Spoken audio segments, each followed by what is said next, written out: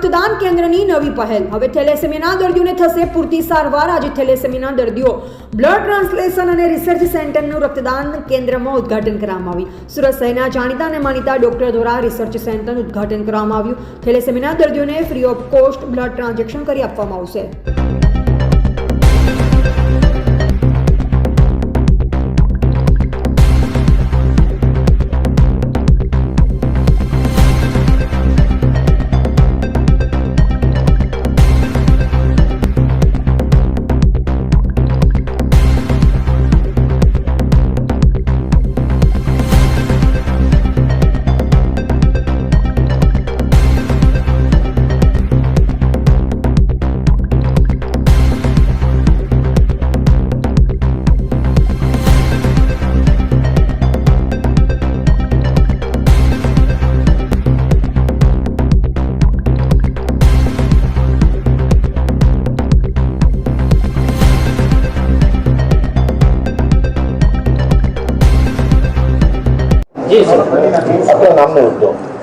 હું ડૉક્ટર પ્રદીપ પેઠે સુરત રક્તદાન કેન્દ્ર અને રિસર્ચ સેન્ટરનું પ્રેસિડેન્ટ છું હાલમાં, અને આજે થેલેસીમિયા ટ્રાન્સફ્યુઝન સેન્ટર અને રિસર્ચ સેન્ટરનું આજે ઉદ્ઘાટન છે।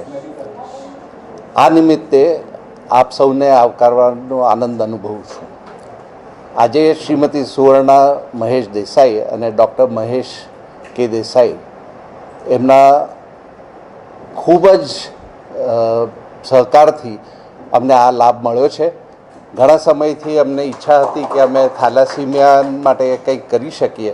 થેલેસીમિયા માટે લોહી તો પુરવાર અમે કરતા જ હતા, પણ આજે આ સેન્ટરની શરૂઆત થેલેસીમિયાના જે દર્દીઓ છે, એટલે બાળકો છે, એ લોકોને બ્લડ ટ્રાન્સફ્યુઝનની શરૂઆત આજે અહીંયાથી થશે। એટલે આવતા સમયમાં એ લોકો અહીંયાથી ફ્રી બ્લડ પણ લઈ શકશે અને અહીંયા જ ટ્રાન્સફ્યુઝન પણ થઈ શકશે। નમસ્તે।